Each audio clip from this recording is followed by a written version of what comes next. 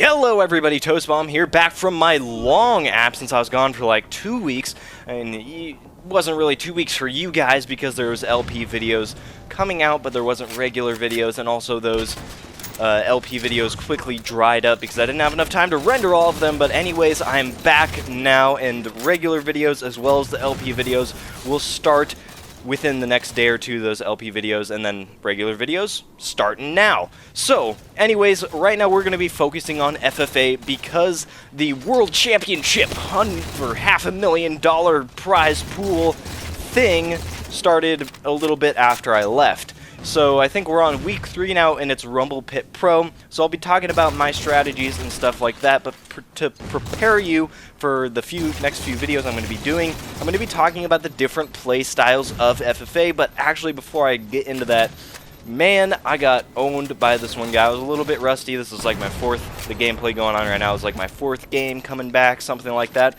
I think I did fairly well, but man, there's this person, that pink person, the only pink person in the game on this one, just owns me so hard. Like, they don't know how to strafe or anything, and they're running straight, and I'm missing shots, and it's super embarrassing. But anyways, we're going to be talking about the different play styles of FFA, and then the next few videos I'm going to be focusing and trying to play in those play styles specifically, so you can kind of see how they look and give you a really clear visual example of what that sort of looks like, other than me just trying to explain it through word pictures. So, anyways, first I'll just try to give you a general overview of all the different types. So, there are 2 main differentiators when it comes to your play style in FFA.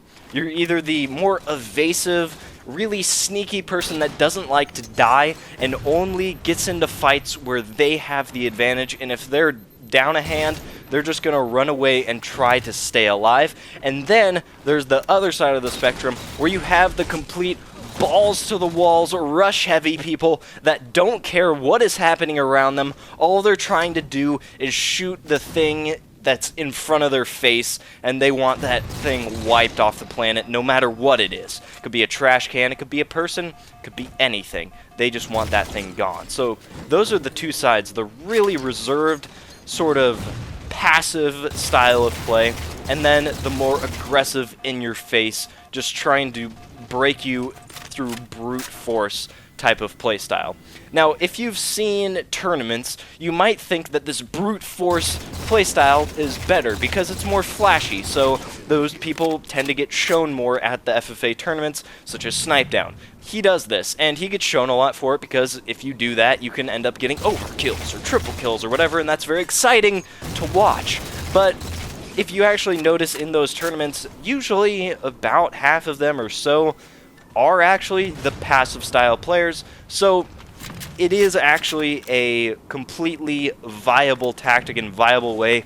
None of them are better than the other. Obviously they have their advantages and disadvantages, but it's not like the rush heavy people have such a huge advantage over the passive players, even though it may seem like that if you're watching a tournament. So those are the 2 main differentiators when it comes to play style for FFA. Obviously, it's not like one person's 100% sort of on the aggressive side and that's all they do. It's not exactly like that. It's more like kind of 75-70% this is what you do during that game.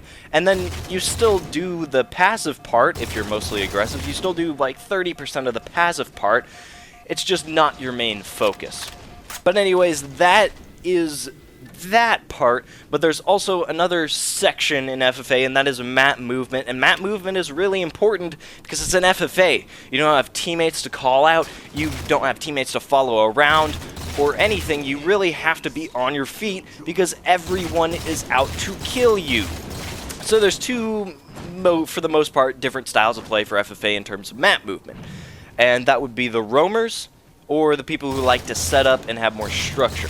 Now, me personally, I like to have structure in my setups, whether it's a team, whether it's at FFA. I like consistency and structure, so that's what I go with. I set up somewhere, and I try to just camp it out. I let the people come to me and make their mistakes, and then I capitalize off of that and hold my ground because I know what is happening there, and it's much more consistent where from where the people are coming in from, the angles that they're going to take and all that stuff, and I find that a lot easier for me, and I find a lot of success in that. But a lot of people actually like the roaming tactic. Now, the roaming people tend to be the more aggressive people, although it could be the other way around. Those passive people could be the really roamy-based people that just like to run away from fights when they don't have the advantage and just work with what they have in whatever situation they're given. But it tends to be the roaming people are more the aggressive type, and the more reserved type of players are the more set-up, structure-based style of players. But anyways, that's sort of the brief overview of playstyles when it comes to FFA. I'll have a video of me using each one of those specific playstyles so I can show you a little bit better, because it is a little bit hard to explain. But just so you guys get an idea of what I'm talking about, I wanted to make this video.